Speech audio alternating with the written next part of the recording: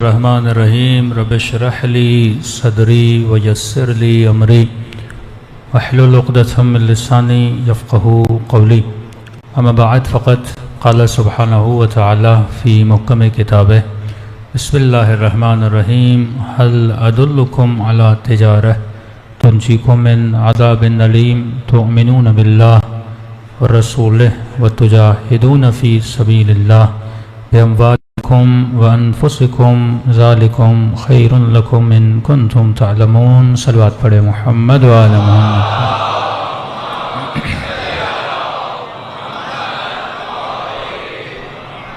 دعا ہے پروردگار عالم ہم سب کی عبادتوں کو اپنی بارگاہ میں قبول فرمائے اور جس مقصد زندگی کی خاطر ان مجالس میں آتے ہیں خدا ان مقاصد میں بھی ہم سب کو کامیابی نصیب فرما دے۔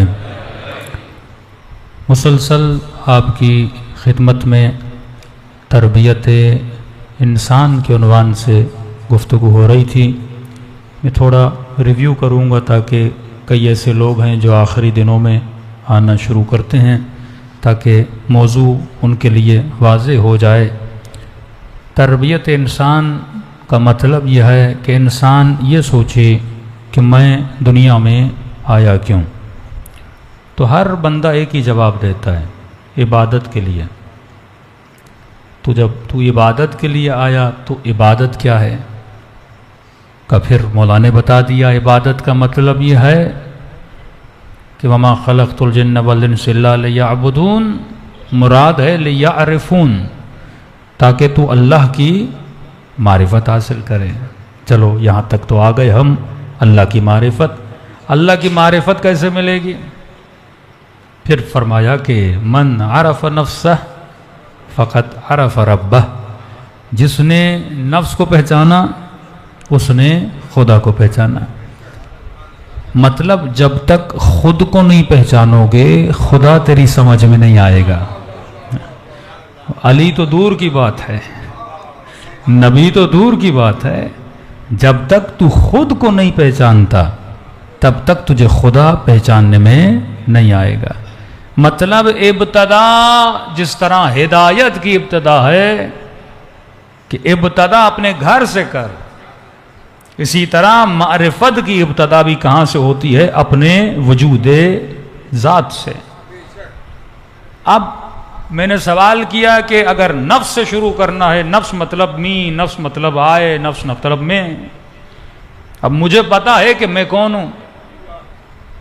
جب پوچھا جاتا ہے آپ کون ہیں تو ہم فوراً بتاتے ہیں میں علی صاحب ہوں، میں میجر ہوں، میں ایس پی ہوں، میں ڈی ایس پی ہوں، مطلب اپنا اسٹیٹس بتاتا ہوں۔ تو کیا ہے؟ اگر یہ سمجھو کہ تو وہ ہے جو کچھ تو نے کمایا ہے تو پھر مرنے کے بعد تجھ سے چھینا کیوں جاتا ہے؟ آج تک آپ نے نہیں دیکھا ہوگا کہ مردے کو دفن کیا جائے بولا جائے ڈاکٹر صاحب اسما وافہم، نہیں۔ تیری شناخت یہی ہے کہ تو عبد ہے، تو بندہ ہے۔ کس کا؟ خدا کا۔ اب جب تک بندہ بندے کو نہیں پہچانتا تب تک خدا کو نہیں پہچان سکتا۔ پہلے اپنی ڈیوٹیز سمجھ کہ مولا فرما تو یہ سمجھتا ہے کہ تو ایک ذرہ ہے، وفیک عالم الاکبر، بلکہ تمہارے وجود میں پوری کائنات بسی ہوئی ہے، جو در بدر ڈھونڈتے پھرتے ہیں، مختلف بستیوں میں جاتے ہیں، مختلف جگہوں پہ جاتے ہیں، اللہ اللہ کرتے رہتے ہیں کہ کہیں مجھے خدا مل جائے۔ خدا کہتا ہے دور جانے کی ضرورت نہیں ہے، تو خود کو پہچان میں یہیں پہ ہی ہوں۔ یعنی بغل میں کوئی بندہ ہو اور بندہ اسے ڈھونڈتا پھرے اسے ملے ہی نہ۔ پوری کائنات تیرے وجود کے اندر ہے اگر تو خود کو پہچان لے۔ پھر ہم نے کہا ہر انسان خود سے سوال کرے کہ انسان کی تعریف کیا ہے، انسان کہتے کس کو ہیں؟ تو ہم غلطی تب کرتے ہیں جب انسان کی تعریف میں غلطی کرتے ہیں۔ ہم یہ سمجھتے ہیں کہ انسان کا مطلب یہ ہے۔ انسان کون ہوتا ہے؟ بچے نے کہا کہ مما انسان وہ ہوتا ہے جس کا سر ہو، جس کے 2 ہاتھ ہوں، جس کے 2 پاؤں ہوں۔ پھر چھٹے امام کا فرمان کیا ہوگا؟ کسی نے کہا مولا اتنے حاجی آئے ہیں، امام نے کہا مجھے تو حاجی نظر نہیں آ رہے. کہ مولا حج پہ اتنا رش ہے اور آپ کہہ رہے ہیں آپ کو حاجی نظر نہیں آ رہے. امام نے کہا میری 2 انگلیوں کے درمیان دیکھ، جیسے دیکھا انسان کم تھے حیوان زیادہ تھے. تو اپنی حقیقت کو پہچان. انسان کا مطلب یہ نہیں جس کی کھوپڑی ہو، جس کے 2 ہاتھ ہوں، جس کے 2 پاؤں ہوں، اسے انسان نہیں کہتے. ہاں یہ انسان کی شکل و صورت کا نام ضرور ہے. ہر موجود کا کوئی نہ کوئی شیپ ہوتا ہے. شیر کا ایک شیپ ہے، بلی کا ایک شیپ ہے، انسان کا بھی ایک شیپ ہے. ورنہ سائے میں اگر کوئی گوریلا کھڑا ہو جائے تو وہ بھی انسان ہی لگتا ہے نا. وہ بھی کھڑا ہو کے چلتا ہے. دکھنے میں کئی ایسے بندر ہیں جو دکھنے میں انسان جیسے ہیں. تبھی جن کو انسان شناسی نہیں آتی تھی وہ ڈارون کی تھیوری پہ بلیو کرتے گئے کہ انسان بندر سے انسان بنا ہے. جو ایسی سوچیں رکھتے ہیں ان کی سوچ میں بھی بندر ہے اور قیامت میں بھی بندر بن کے اٹھائے جائیں گے. صلوات پڑھے محمد و آل محمد پر.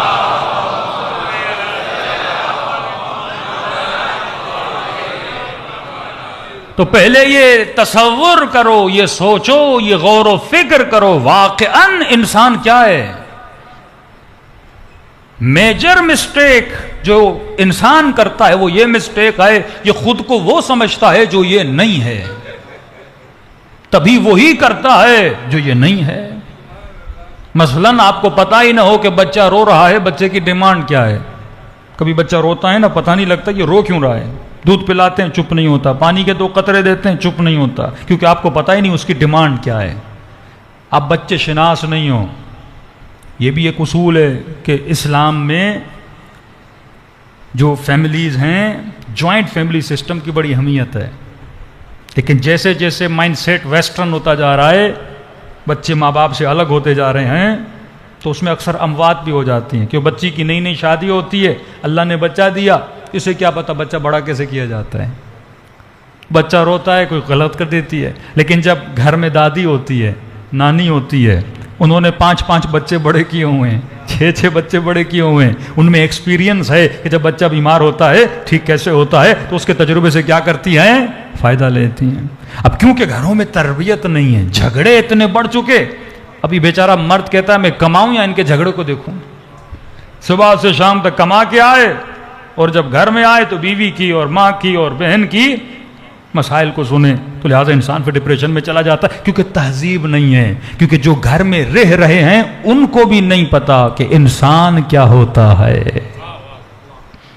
گھروں کو جنت بنانا ہے، بچوں کو علی اکبر کی سیرت دینی ہے. پہلے ان کو یہ تصور دو کہ میرے لال یہ سمجھو تو صحیح کہ تو ہے کیا. کئی ایسی چیزوں کے پیچھے نہ چلا جائے جس میں شأن انسانی نہ ہو بلکہ شأن حیوانی ہو. جس چیز کے تو پیچھے جا رہا ہے وہ حیوان کی شأنیت تو ہو سکتی ہے، انسان کی شأنیت نہیں ہو سکتی. پھر میں نے مختصراً بتایا انسان کیا ہے. جن کو یاد ہو کل میں نے کہا مثلاً ہم درخت نہیں ہیں پر کمال درخت رکھتے ہیں. درخت کے اندر جتنے کمالات ہیں وہ آپ کے اندر ہیں. پتا بڑا ہوتا ہے، ہرا ہوتا ہے، اس میں نمو ہے، لمبا ہوتا ہے. انسان بھی بالکل اسی طرح ہے. بال کٹواؤ نکل آتے ہیں، بچہ چھوٹا ہوتا ہے بڑا ہو جاتا ہے. ہاں درخت کو بھی پانی کی ضرورت ہوتی ہے، غذا کی ضرورت ہوتی ہے. اسی طرح ہمیں بھی پانی اور غذا کی ضرورت ہوتی ہے. لیکن درختوں میں ایموشنز نہیں ہوتے، فیلنگز. اب وہ سائنس کہتی ہے آج کل اس میں بھی ہمیں پتا چلا تھوڑے بہت ایموشنز ہیں. بہرحال وہ ایموشنز نہیں ہیں جیسے غصے میں آ جائے، رونے لگے، اپنا دفاع کرے. بس آپ درخت کو کاٹنے جائیں، درخت خود کو کاٹنے نہ دے. غیرت ہو درخت میں، یہ چیزیں درخت میں نہیں ہیں. لیکن جو کمالات ایک درخت میں ہیں وہ سارے کمالات انسان میں بھی موجود ہیں. پھر ہم نے کہا کہ انسان حیوان نہیں ہے لیکن تمام تر کمالات حیوانی کا حامل ہے. یعنی جو کچھ کمال خدا نے حیوان کو دیا ہے وہ انسان کے پاس بھی ہے. حیوان دوڑتا ہے، انسان دوڑتا ہے. حیوان کھاتا ہے، انسان کھاتا ہے، کچھ حیوان سبزیاں، کچھ حیوان گوشت کھاتے ہیں، انسان دونوں کھاتا ہے، ویجیٹیرین بھی ہے، میٹ بھی کھا لیتا ہے، مطلب دونوں کمالات اس کے وجود کے اندر موجود ہیں۔ وہ بھی شادی کرتے ہیں، انسان بھی شادی کرتا ہے، وہ بھی اپنے بچوں کی حفاظت کرتے ہیں، انسان بھی اپنے بچوں کی حفاظت کرتا ہے، حیوان میں بھی غیرت ہوتی ہے، انسان میں بھی غیرت ہوتی ہے، حیوان بھی پلاننگ کرتا ہے، انسان بھی پلاننگ کرتا ہے، حیوان بھی اپنے بچوں کو بڑھاتا ہے، اپنے ہم نوع کا دفاع کرتا ہے، مطلب شیروں پہ اگر کوئی حملہ کرے سارے شیر مل کے اس کا دفاع کرتے ہیں، ہرن پہ اگر کوئی حملہ کرے سارے ہرن اس کو بچانے کی کوشش کرتے ہیں، یعنی اپنے ہم نوع کی مدد کرنا یہ کمال انسانی نہیں ہے، یہ کمال حیوانی ہے۔ تبھی کہا کہ کربلا میں جو مولا حسین کا مقابلہ انسانوں کے ساتھ نہیں تھا، حیوان صفت انسانوں کے ساتھ تھا۔ ہم نوع اگر آپ کا پیاسا ہو، امام حسین کا جملہ یاد رکھیے، فرمایا کیا میں نے حلال کو حرام کیا؟ کہ نہیں۔ حرام کو حلال کیا؟ کہ نہیں۔ کہ تیری دشمنی مجھ سے ہے؟ کہ ہاں۔ کہ 6 مہینے کے بچے نے تیرا کیا بگاڑا؟ انسان سمجھ کے پانی دو، کم از کم جو کمال حیوانی ہے وہ تو تمہارے اندر ہو۔ انسان تو اور بڑا ہے، جنگ صفین ہو رہی ہے، مولا علی ابن ابی طالب کا پانی 1 ہفتہ بند کیا گیا، لشکر پیاس سے نڈھال، کہنے لگے یا علی اب برداشت نہیں ہو رہا۔ امام نے کہا حملہ کرو۔ دشمن کے لشکر پہ علی نے حملہ کیا، اور یہ نہیں ہو سکتا کہ علی حملہ کرے اور خدا اسے کامیابی نہ دے۔ جیسے حملہ کیا تو مولا نے اس کے سارے پانی پہ قبضہ کر لیا، اور جب قبضہ کر لیا تو علی کے لشکر والے بڑے خوش ہوئے۔ یہ مظلومیت اہل بیت تھی کہ جو علی کے ساتھ تھے وہ علی کو نہیں جانتے تھے، لیکن جو دشمن کے لشکر میں تھے وہ علی کے مزاج کو جانتے تھے۔ لوگ عمرو عاص کے پاس آئے، کہا عمر جنگ گئی ہاتھوں سے۔ کہا کیوں؟ کہا وہ تھے جنہوں نے 1 ہفتہ صبر کیا، ہمارے لشکر والے 3 دن بھی پیاس برداشت نہیں کر سکتے۔ علی 3 دن پانی بند کرے گا، پوری جنگ علی جیت جائے گا۔ تصور تو کریں، جنگ جیت جائیں گے علی ابن ابی طالب، اور مولا کو بھی 100% یقین تھا کہ اگر میں پانی بند کروں پوری جنگ جیت جاؤں گا۔ عمرو عاص مسکرایا کہ امیر مسئلہ کھڑا ہے اور آپ مسکرا رہے ہیں۔ کہ مسکرا اس لیے رہا ہوں کیونکہ تو نے علی کو پہچانا ہی نہیں ہے۔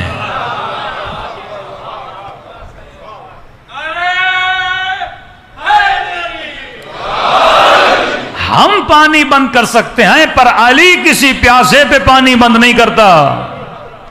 اور یہاں مولا کے لشکر والے مولا کے پاس جاتے ہیں اور کہتے ہیں یا علی پانی بند کریے، پانی بند کریے۔ امام نے کہا یہ نہیں ہو سکتا، میرے رسول کا فرمان ہے درخت نہ کاٹا کرو، بچوں پہ ظلم نہ کیا کرو، خواتین پہ جنگ میں ظلم نہ کیا کرو، لوگوں کے گھر جنگ میں جلایا نہ کرو، دوسرا کسی پہ پانی بند نہ کیا کرو، میں رسول کی سنت پہ چلوں گا۔ کہ یا علی جیتیں گے؟ امام فرماتے میں جنگ جیتنے نہیں آیا، میں انسانیت کو جیتنے کے لیے آیا ہوں۔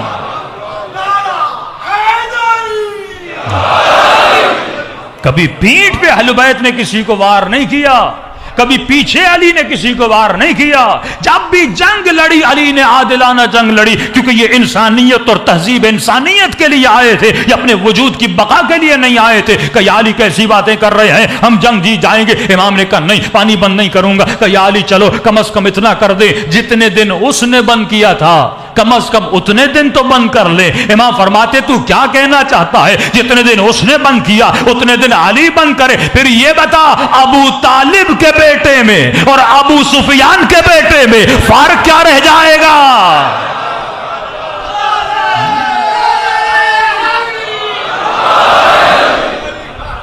کافر کے لیے، منافق کے لیے، منکر کے لیے، مکفر کے لیے گواہی بولا سا پیڑھی والی نعرہ حیدری۔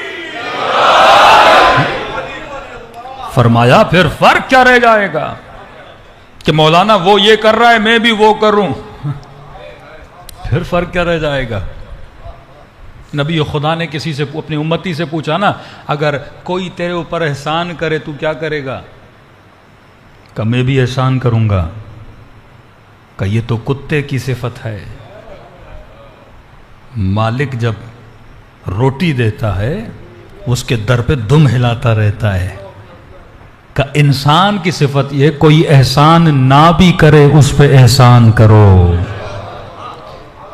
جو قاتل کو پانی پلائے، یہ ہے انسان کی بلندی، یہ ہے کمال انسانی. ابھی تک ہمارے بچے کمالات حیوانی میں ڈوبے ہوئے ہیں. وہ یہ سمجھ رہے ہیں کہ ہم انسانی کمالات میں، نہیں، یہ کمالات حیوانی ہیں. شادی کرنا کمال حیوانی ہے، رزق و روزی کی تلاش میں جانا یہ کمال حیوانی ہے، بچے پیدا کرنا یہ کمال حیوانی ہے، جاب کی تلاش میں جانا یہ کمال حیوانی ہے، کیونکہ سارے کام حیوانات بھی کرتے ہیں. صبح سے شام تک میں نے کہا کوا بھی اپنے بچے کے لیے کھانا ڈھونڈتا ہے، کبوتر بھی اپنے بچے کے لیے دانہ ڈھونڈتا ہے، حیوانات بھی اپنے بچوں کا خیال کرتے ہیں. ان کے اندر بھی غضب ہے، ان کے اندر بھی رحم ہے، وہ بھی اپنا دفاع کرتے ہیں. کمال بشری کیا ہے؟ اچھا، یہ غلط فہمی نہ ہو جائے کہ مولانا پھر کیا مطلب ہم کمانے جا رہے ہیں، اس کا کوئی ثواب نہیں. ہاں، یہ ایک سکے کے دو رخ ہیں. مطلب ایک بعد اس کا کمال حیوانی ہے، ایک بعد کمال انسانی ہے. ایک سکے کے دو رخ ہیں. اگر یہ اس راہ میں خرچ ہو جو اللہ نے بتایا ہے تو یہی کمال حیوانی کمال انسانی بن جاتا ہے. مثلا آپ بھی سو رہے ہیں، میں بھی سو رہا ہوں، لیکن مولا علی نے کیا کہا؟ تیرا سونا کہاں اور سلمان فارسی کا سونا کہاں؟ مطلب اگر تجھے ڈائریکشن مل جائے اور اس ڈائریکشن میں تو کرنے لگے تو وہی کمال حیوانی بھی کمال انسانی بن جاتا ہے. مثلا ایڈیسون نے اتنی بڑی بجلی اختراع کی، کیا اس کو کوئی اجر نہیں ملے گا؟ کیا فائدہ تو دیا نا انسانیت کو.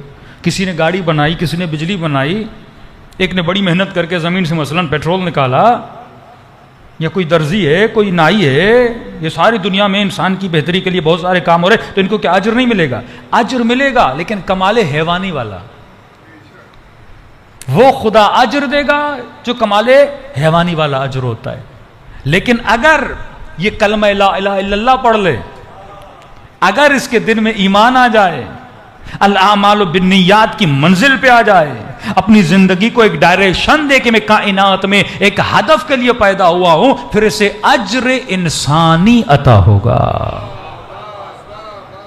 یعنی ایڈیسون والا کام اگر کوئی شیعہ کرتا تو اس کا وہاں مقام بہت بلند ہوتا، کیونکہ اجر حیوانی نہیں، وہ کمال انسانی پہ آ کے پہنچا ہے. وہ سمجھ رہا ہے کہ مجھے کائنات میں لایا کیوں گیا ہے. ایک آدمی جہاز بناتا ہے صرف اس لیے کہ پیسہ آئے. ایک آدمی ڈاکٹر بنتا ہے صرف اس لیے کیونکہ ڈاکٹر کی تنخواہ بہت زیادہ ہے. ایک آدمی انجینئر بنتا ہے کیونکہ کہتے ہیں انجینئرنگ میں پیسہ بہت زیادہ ہے. نیت کا فرق ہے نا. یعنی ابھی تک یہ کمال حیوانی پر ہے، لیکن ایک مرتبہ ایک آدمی ڈاکٹر بنتا ہے اس لیے تاکہ میں انسانیت کی بھی خدمت کروں، مومنوں کو بھی خدمت کروں، غریبوں کی مدد کروں. اب اس کی نیت میں فکر حسین آ رہی ہے. مولا حسین بھی تو ڈاکٹر ہے نا، لوگوں کی روحوں کا علاج کر رہے ہیں. ہاں؟ نجس دلوں کو حسین اپنے گریے سے صاف کروا رہے ہیں. امام بارگاہ شفا خانہ حسین ابن علی ہے، یہ ہاسپٹل ہے امام حسین کا، جہاں روح کے مریض آتے ہیں اور جب واپس جاتے ہیں انہیں ہور بنا کے واپس بھیج دیا جاتا ہے.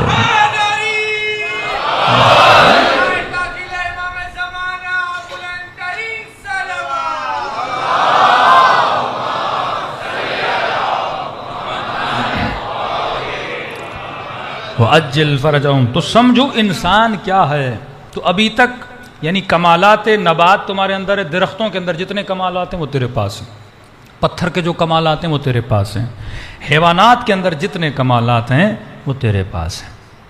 تو ہم نے کہا انسان کا انسانی کمال کیا ہے.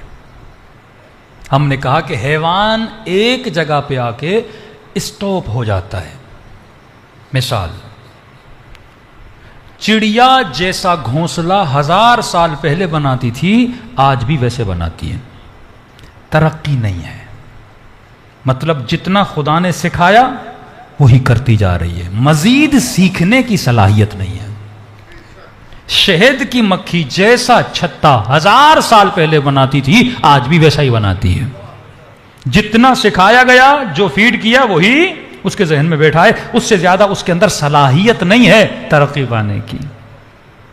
ایک طوطا آپ گھر میں لے کر آئے، اس کی آپ نے تھوڑی تربیت کی، 4 جملے سکھائے، 5 جملے سکھائے، اب یہ نہیں اسے پورے قرآن کا حافظ بنا دو، اب یہ نہیں کہ اسے ساری چیز سمجھاؤ، نہیں، اس کے اندر محدود صلاحیت ہے سیکھنے کی۔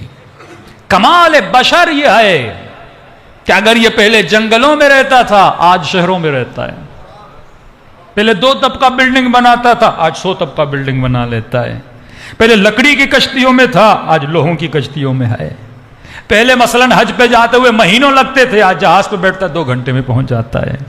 تو ڈے بائی ڈے انسان کیا کر رہا ہے؟ ترقی کیوں کر رہا ہے؟ کیونکہ اس کے اندر ایک صلاحیت ہے، اس صلاحیت کا نام کیا ہے کہ یہ لامحدود انلیمیٹڈ تربیت پانے کی صلاحیت رکھتا ہے۔ یہی شان انسان ہے، یہی کمال انسان ہے۔ تو ہم دنیا میں آئے کس چیز کو مضبوط کریں؟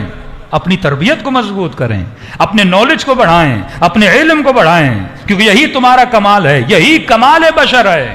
اب پاکستان یا انڈیا یا چائنا یا جاپان، دنیا کے کسی بھی کونے میں چلے جاؤ، سارے انسان ایک ہی چیز کے پیچھے ہیں، اور اس چیز کا نام ہے کمال۔ اب پریکٹیکلی سوچنا، صبح جب جاب پہ جاؤ نا، یہ لوگ روڈوں پہ دوڑتے ہوئے دیکھو، یہ آفس جا رہا ہے، یہ رکشہ چلا رہا ہے، وہ بس چلا رہا ہے، یہ سارے کس چیز کے پیچھے ہیں؟ کمال کے پیچھے ہیں۔ لیکن سوال، کمال ہے کیا؟ کمال کہتے کسے ہیں؟ کہتے کمال کی تعریف یہ ہے، ہر وہ چیز جسے انسان کمال سمجھتا ہے، اس کا کوئی نہ کوئی اثر ہو، جو منشأ اثر ہو، انسان اسے کمال سمجھتا ہے۔ مثلا پیسہ ہمیں کیوں پسند ہے؟ کیونکہ پیسہ منشأ اثر ہے، ہماری کمزوریوں کو دور کرتا ہے۔ میرا دل ہے برگر کھانے کا، جیب میں پیسہ نہیں، کیسے کھاؤں گا؟ پیسہ میری ضرورت کو پورا کرے گا۔ سفر پہ جانا چاہتا ہوں، گاڑی کی ضرورت ہے، نقص سمجھ رہا ہوں اپنے اندر، گاڑی نہیں ہے تو گویا میں کمزور ہوں، نقص ہے میرے پاس۔ بائک پہ ہوں، کہتا ہوں گاڑی پہ آ جاؤں، نقص سمجھ رہا ہوں۔ اس نقص کو، اس کمی کو کون پورا کرے گا؟ پیسہ پورا کرے گا۔ ورنہ کاغذ کے ٹکڑے میں رکھا کیا ہے؟ کاپی کا کاغذ ہو اور قائد اعظم والا کاغذ ہو، فرق کیا ہے اس میں؟ فرق یہی ہے کہ وہ جو کاپی میں کاغذ ہے وہ میری کمزوری کو دور نہیں کر رہا، وہ میرے نقص کو دور نہیں کر رہا، لیکن پیسہ میرے نقص کو کیا کر رہا ہے؟ دور کر رہا ہے۔ انسان عاشق قدرت ہے، اسے پاور چاہیے، اسے طاقت چاہیے۔ اب اس نے سمجھا مجھے طاقت حکومت سے ملے گی، حکومت کو اس نے کمال سمجھا، کیونکہ منشأ اثر سمجھا۔ حکومت ملے گی تو میری زندگی میں اثر آئے گا، اثر ہی آئے گا کہ میں پاورفل بن جاؤں گا۔ اب دن رات حکومت کو لینے کے لیے ظلم بھی کرتا ہے، لوگوں کو لوٹتا بھی ہے، مارتا بھی ہے، کیونکہ مجھے حکومت مل جائے۔ کیونکہ انسان کو کبھی پسند نہیں ہے کہ کوئی اسے نہ بولے، اسے جو چاہیے کہتا ہے فوراً میرے پاس آ جائے۔ آدھی رات کو اٹھتا ہے، کھانا ہو کہتا ہے فوراً ملے، فلاں جگہ پہ جانا ہو فوراً ملے، کیونکہ انسان کے اندر لامحدود چیزوں کی طلب کی خواہش ہے، تبھی یہ انسان ہے۔ اگر اسے کوئی چیز ملتی نہیں بھی ہے لیکن اس کی خواہش میرے پاس ہو، فزیکل نہ بھی ملے، رات کو خوابوں میں وہ چیز حاصل کرتا ہے۔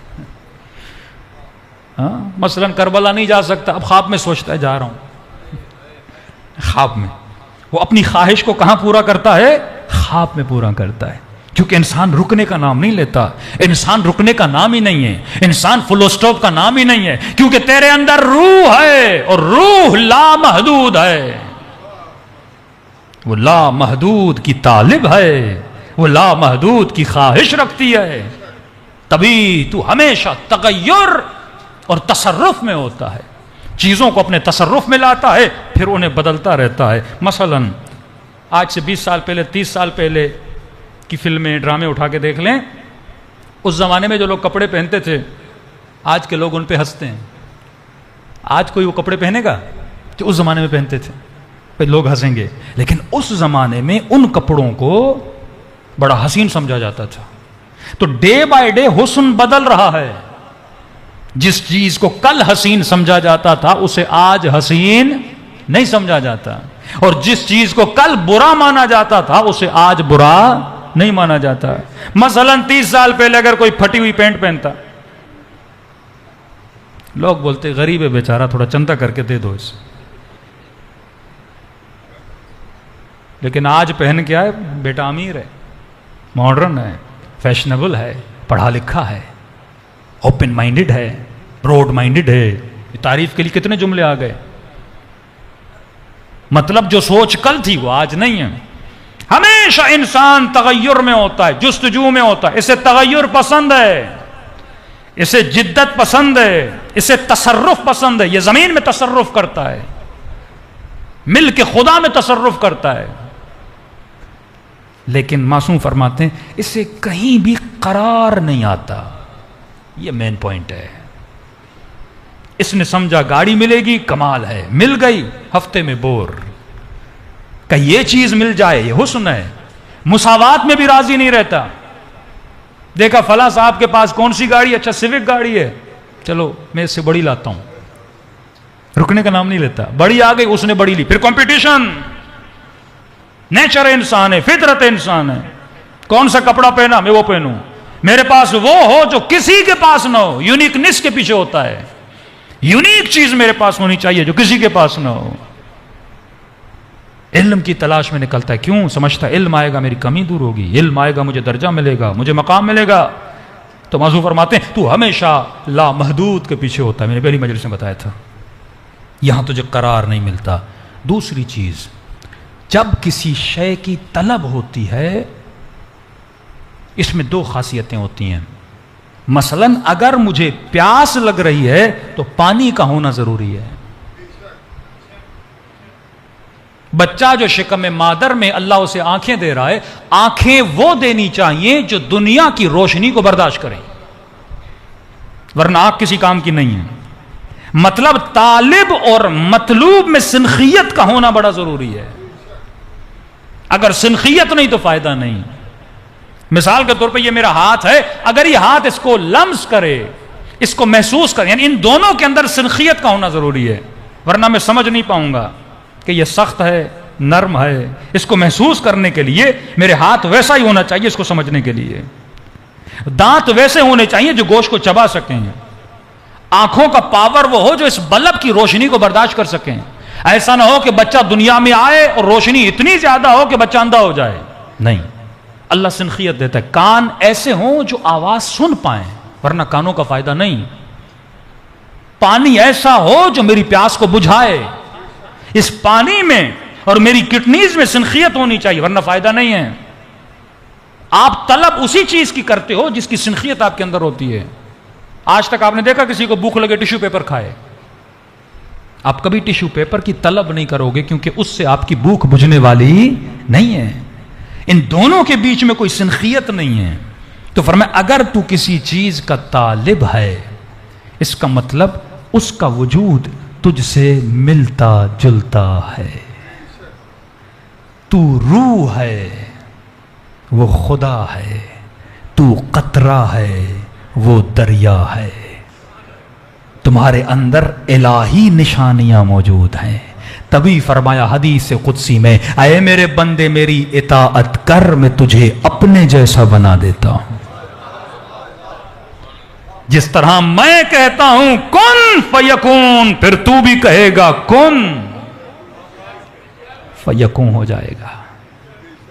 اب لوگ کہتے ہیں کس طرح علی نے مردے کو زندہ کیا، کس طرح عیسیٰ نے مریضوں کو شفا دی، کس طرح کنکر نے محمد کے ہاتھوں پہ کلمہ پڑھا. کیونکہ سنخیت موجود ہے. جب تجھے وہ مل جائے جس کا تو طالب ہے، اگر گنجائش ہے مانگنے کی تو وہ تجھے مل جاتا ہے.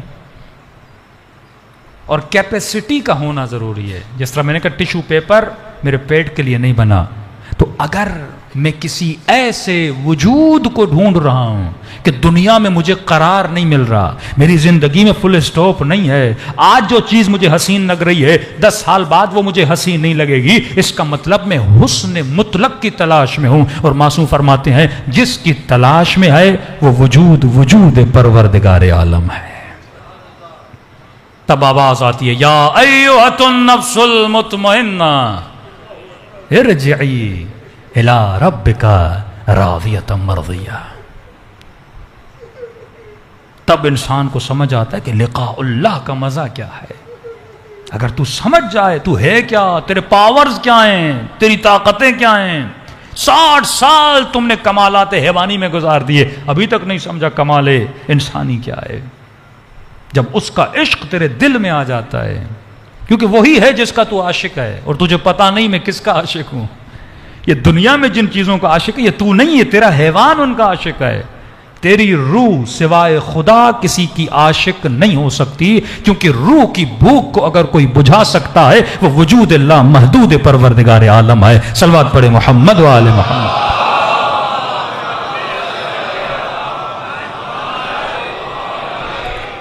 محمد وعجل فرجہم. اب یہ ربط کون دلاتا ہے؟ یہ امام معصوم ہے، جو خود خدا سے متصل ہے، جو خود اس روح سمدی سے متصل ہے.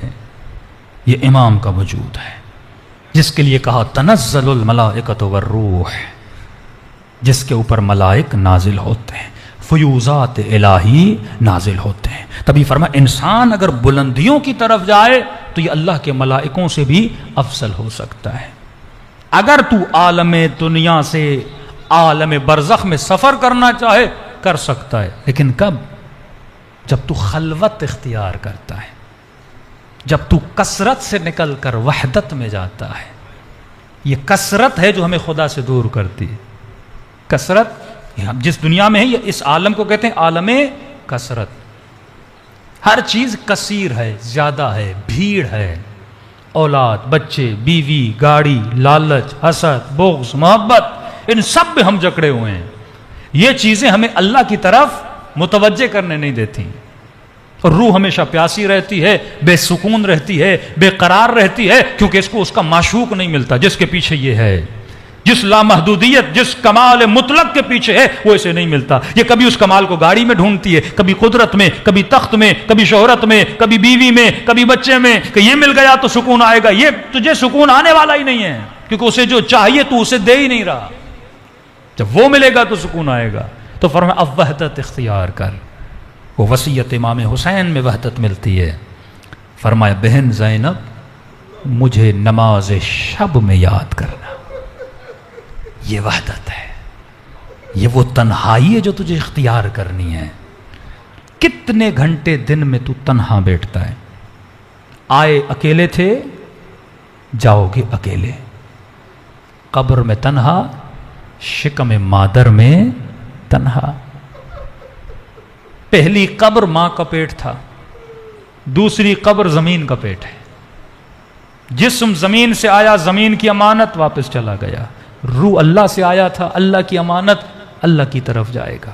لیکن جانے کے لیے وہ پر ہونے چاہیے، جن پروں کو تو دنیا میں بناتا ہے، جو طاقت تو دنیا میں اچیو کرتا ہے اپنے عمل کے ذریعے سے، اپنے کردار کے ذریعے سے، اپنی نالج اور علم کے ذریعے سے، اپنے ربط کو اپنے امام سے مضبوط کرنے کے ذریعے سے اپنی نگاہ کو بلند کرتا ہے. پھر جیسے روح نکلے گی بڑی آسانی سے پرواز کر کے عالم برزخ کی طرف جائے گی. رسول خدا حضرت محمد مصطفیٰ صلی اللہ علیہ وسلم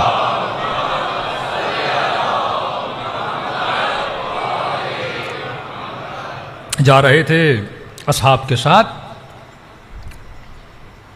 ساتھ میں دریا یا سمندر جو بھی گزر رہا تھا. نبی نے اپنا ہاتھ دریا کے اندر ڈالا، پھر باہر نکالا. کہ یہ بتاؤ یہ میرے ہاتھوں سے جو قطرے گر رہے ہیں ان کا اور دریا کا آپس میں تناسب کیا ہے؟ کہنے لگے یا رسول اللہ یہ قطرے کیا ہیں؟ کچھ بھی نہیں ہے، تھوڑی دیر میں خشک ہو جائیں گے، اصل تو دریا ہے. فرمایا جس دنیا میں تم رہ رہے ہو یہ ان قطروں کے برابر ہے، اور جہاں تجھے جانا ہے وہ دریا کی مانند ہے. جنت کا مطلب کیا؟ کمال مطلق، کن فیکون کا عالم ہے. جو سوچو گے وہ ملے گا، جو چاہو گے وہ ہوگا. الہی صفات کے حامل ہو جاؤ گے وہاں پہ.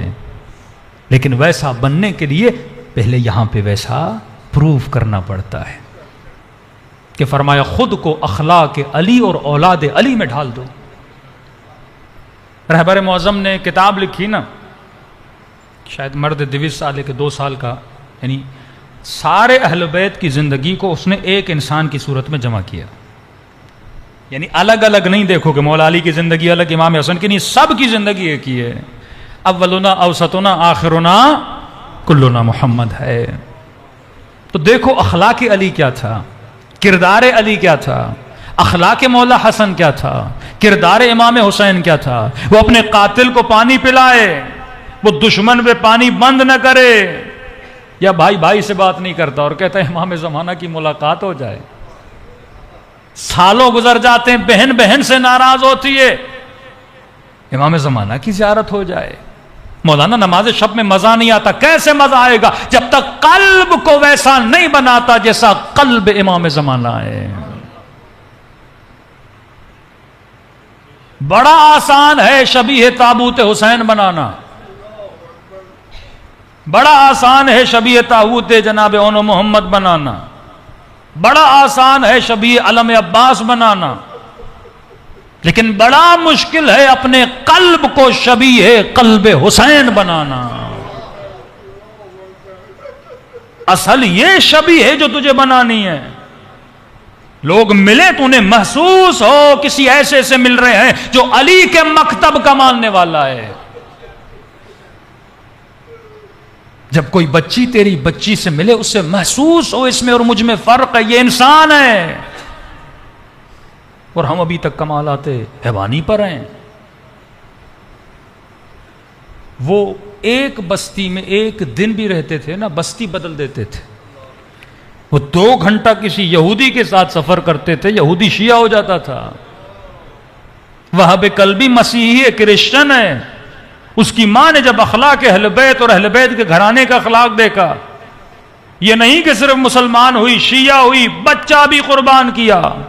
جب بچے کا سر ہاتھوں میں ملا تو پھینک کے دیا کہ جو میں دے دوں واپس نہیں لیتی. وہی کردار اس کے وجود میں آیا جو سیدہ زینب کا کردار ہے. بن گئی نا زینب جیسی، صفات میں، کردار میں، رفتار میں. وہ سخی تھے. چوتھے امام، یہ کل بتاؤں گا، آج وقت بہت گزر چکا ہے. چوتھے امام عید پڑھ کے آئے. ابو حمزہ سمالی امام کے صحابی، فرمایا ابو حمزہ عید کا دن ہے، میرے گھر کا دروازہ بند نہیں کرنا. کہ مولا کیوں؟ کہ عید کا دن ہے، کوئی فقیر خالی ہاتھ نہ جائے. پھر امام نے کہا کہ مجھے خوف ہے وہ بلا نازل نہ ہو جو یعقوب پہ نازل ہوئی تھی. کہ مولا کون سی؟ کہ در پہ فقیر آیا، خالی ہاتھ گیا، اللہ نے 40 سال فراق یوسف میں بٹھا دیا. نبی اگر ترک اولا کرے سزا بڑی ہوتی ہے، کیونکہ تیرا مقام بلند ہے. اگر کوئی مکتب خلفاء والا شراب پیے نا شاید اس کی سزا کم ہو، لیکن اگر کوئی مکتب علی والا شراب پیے نا اس کی سزا زیادہ ہے. اگر کوئی امیر شام کا ماننے والا جا کے زنا کرے نا عالم برزخ میں شاید اس کی سزا کم ہو، لیکن اگر کوئی علی کا ماننے والا نامحرموں سے تعلق بنائے نا اس کی سزا بہت زیادہ ہے. کیونکہ تو نے کربلا دیکھی ہے، تو نے اکبر کے سینے میں برچھی کا لگنا سنا ہے. تجھے پتا ہے 4 سال کی بچی نے تماچے کھائے تھے. کربلا کو مذاق نہ بنایا کرو. یہ واقعہ نہیں ہے، کوئی فلم کی سٹوری نہیں ہے کہ ہر سال ریپیٹڈلی سنو گے، رو گے اور چلے جاؤ گے. نہیں، زمین پہ کوئی حسین تھا اور حسین جیسے مولا کی قربانی دی جا رہی ہے. کیوں دی جا رہی ہے؟ مولا کا ہدف تھا، مقصد تھا. مقصد کیا تھا؟ اشہد انک قد اقمت الصلاۃ وآتیت الزکاۃ وامرت بالمعروف ونہیت عن المنکر. مقصد یہ تھا نماز قائم ہو، زکوٰۃ ادا ہو، امر بالمعروف نہیں عن المنکر، خرجت لاصلاح امت جدی، میں نکلا تاکہ میرے جد کی امت کی اصلاح ہو جائے۔ 1000 مجلسیں سن لو، اگر آنے کے بعد وجود میں ترقی نہیں آ رہی، تہذیب نفس نہیں آ رہا، گناہوں سے دوری نہیں آ رہی، گناہ کی نجاست اور نفرت تمہارے دل میں پیدا نہیں ہو رہی، تو سمجھ لو اس مجلس نے تجھے کچھ بھی نہیں دیا۔ امام فرماتے ہیں جو مجلس میں آئے، چوتھے امام، رات کو گھر جائے سوئے، اگر سونے سے پہلے یہ نہ سوچے آج کی مجلس سے، محفل سے، آج کے دن میرے وجود میں کون سی تبدیلی آئی، اگر تبدیلی نہیں آئی ہم اس مجلس سے راضی نہیں ہیں۔ کہا ملعون ہے جس کا آج اس کے کل سے بہتر نہیں ہے۔ تمہاری زندگی میں ترقی ہونی چاہیے، کیونکہ اس دین پر زینب کی چادر لٹی ہے۔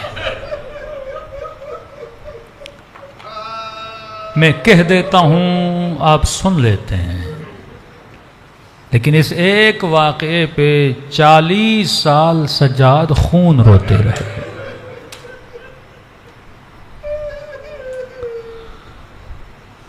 کسی عالم سے پوچھا گیا وہ کون سا امام ہے جو سب سے زیادہ رویا ہے؟ تو کہا یہ کوئی مشکل سوال نہیں ہے، امام زین العابدین۔ کہا نہیں، کہا مشہور تو یہی ہے سب سے زیادہ رونے والا امام زین العابدین ہے۔ کہا نہیں، ایک اور امام ہے جو مولا زین العابدین سے بھی زیادہ روئے ہیں۔ کہا کون سے؟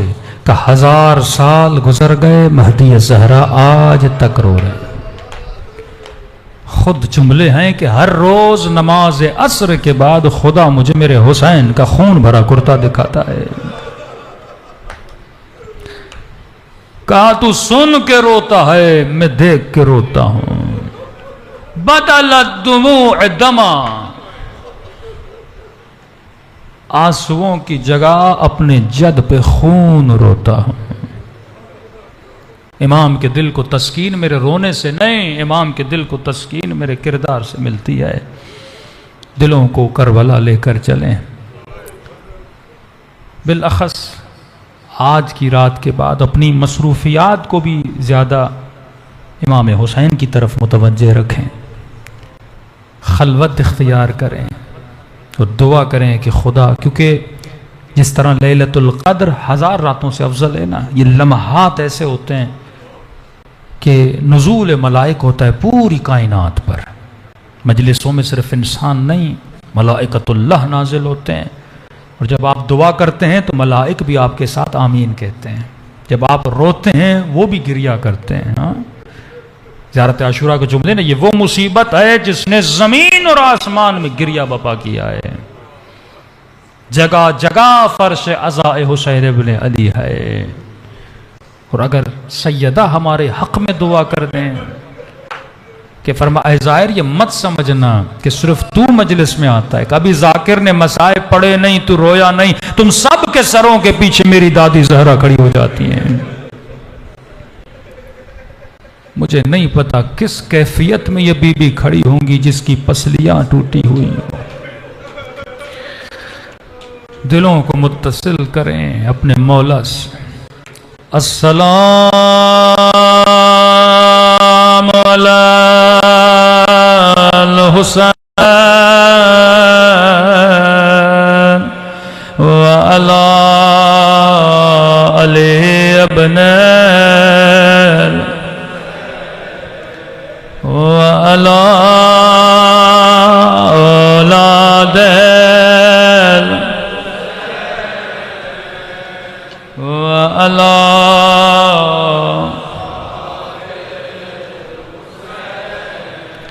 السلام علی الحسین وعلی علی ابن وعلی اولاد الحسین وعلی اصحاب سب کی زبانوں پہ السلام علی وعلی علی بن وعلی اولاد وعلی اصحاب میرا سلام ہو زینب کی لٹی ہوئی چادر پہ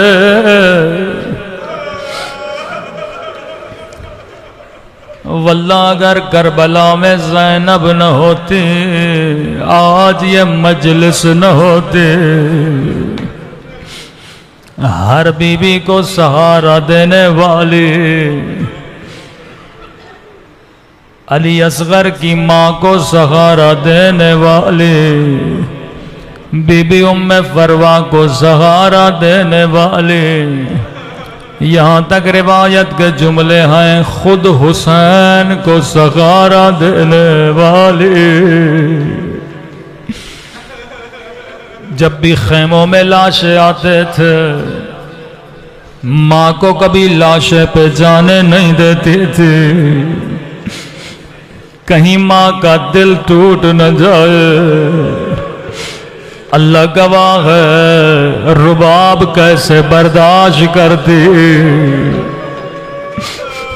ننھی سی کٹی ہوئی گردن کو کیسے دیکھ پاتی ہر بی بی کو سہارا دینے والی بی بی فضا کہتی ہے مولا حسین جب بھی کوئی لاشا لاتے تھے وہیں خیمے کے در سے آواز دیتے تھے اما فضا ذرا بہن زینب کو بلانا جب قاسم کا لاش آیا زینب نے لیا جب علی اصغر کا لاش آیا ماں کو نہیں بلایا کہا زینب کو بلاؤ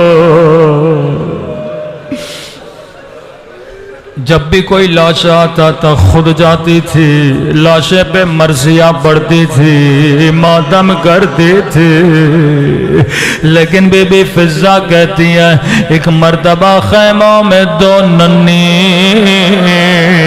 سی لاشیں آئے اکبر پہ رونے والے اصغر پہ رونے والے قاسم پہ رونے والے کہیں نظر نہیں آ رہے کیا دیکھا خیمے میں گئی بی بی زینب نے سر کو سجدے میں رکھا ہے کہہ رہی ہے الحمدللہ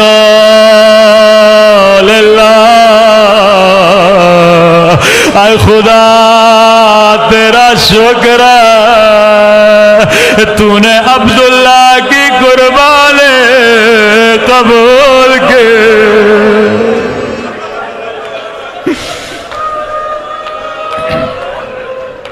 فضا کہتی رہی بی بی آئیے بچوں کی لاشوں پہ ذرا گریہ کریے اشارہ کیا فضا چلی جاؤ فرماتے اپنے بچوں کو دیکھا تک بھی نہیں کربلا سے کوفہ سے شام پورے سفر میں کبھی عباس کو دیکھ کے روتی تھی کہتی تھی ابا تجھے بڑا ناز تھا میری چادر پہ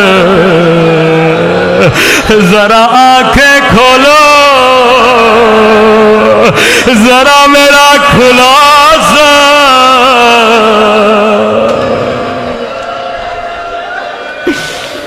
کبھی عباس کا ماتم کرتے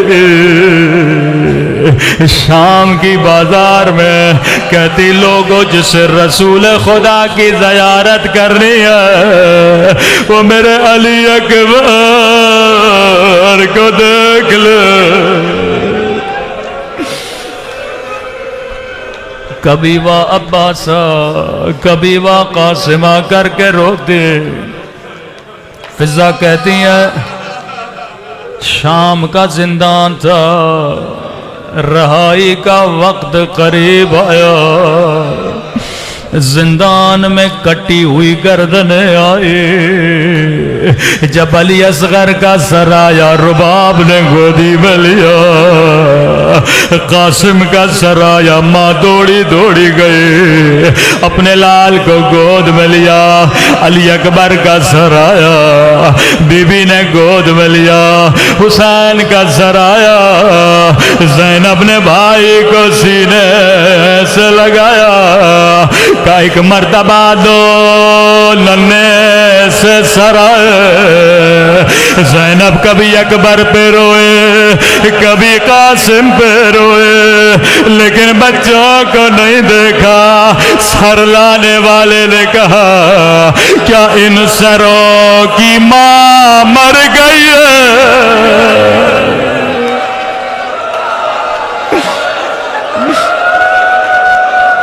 میرے اللہ. فضا آگے بڑھی، دو ننھی سی گردنیں گود میں لے بی بی زینب کے قریب آئے. آقا زادی کیا بچوں سے ناراض ہو؟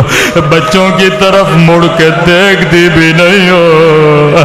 کہا اماں فضا میں زینب میں علی کی بیٹی ہوں.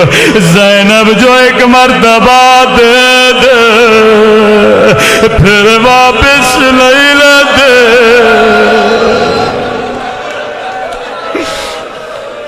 میں قربان دل زینب پہ. قافلہ واپس کربلا پہنچا. حسین کی قبر پہ زینب نے بڑا ماتم کیا. نہر فرات کے کنارے عباس پہ بڑا گریہ کیا، لیکن وہاں پر بھی بچوں کا ایک بھی نوحہ زینب نے نہیں پڑھا. راوی کہتا ہے قافلہ مدینے پہنچا. کہنے لگی سجاد میں نانا کے روزے پہ جانا چاہتی ہوں. بڑی مدت سے نانا کی زیارت نہیں کی. جیسے روزے میں گئی کہا بی بی او ذرا چلی جاؤ، میں نانا سے اکیلے میں باتیں کرنا چاہتی ہوں. جیسے نانا کی قبر کو دیکھا کہنے لگی نانا نانا او نانا بڑی دور سے آئی ہو، پوچھو گے نہیں زینب کیا لائی ہو. ایک مرتبہ کلائیوں سے کپڑا ہٹایا قبر پہ رکھا.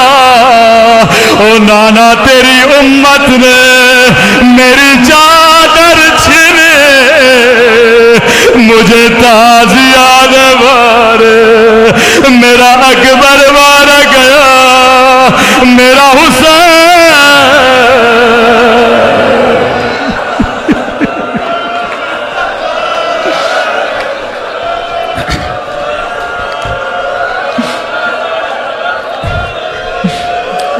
نانا کے روزے پہ زینب نے بڑا گریہ کیا، لیکن یہ نہیں کہا نانا میرے بچے مارے گئے.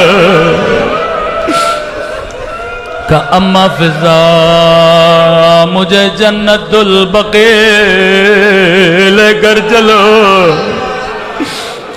اب ماں کی قبر پہ آئے، لیکن بی بی فضا فرماتی ہیں بی بی زینب نے کوئی مصائب نہیں پڑے، لیکن ایسا کام کیا قبر میں زلزلہ آ گیا.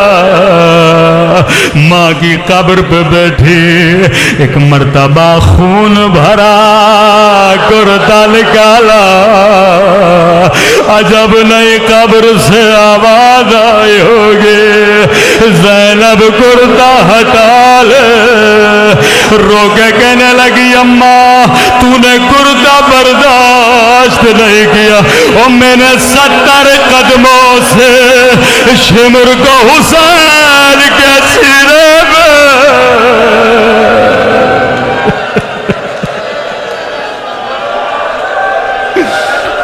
گلے پہ چھری چلتے دیکھا۔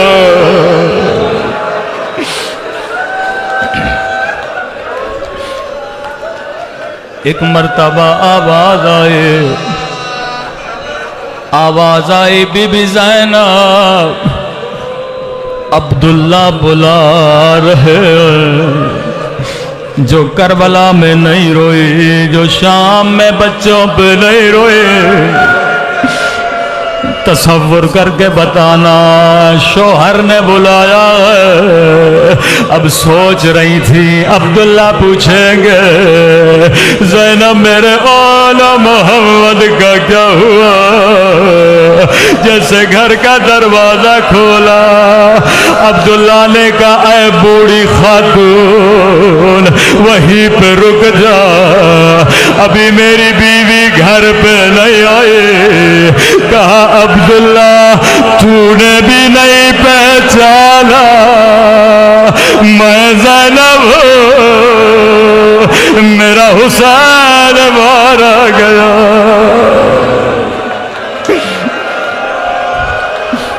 بس دو جملے میں زحمت کو تمام کروں۔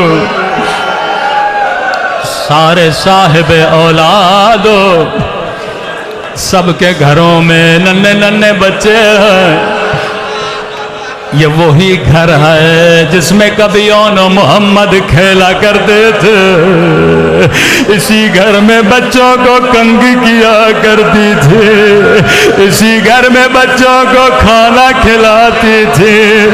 اب روایت کے جملے ہیں جو کربلا میں نہیں روئی، شام میں نہیں روئی، نانا کے روزے پہ نہیں روئی، جنت البقیع میں نہیں روئی، لیکن کتنا صبر کرتے۔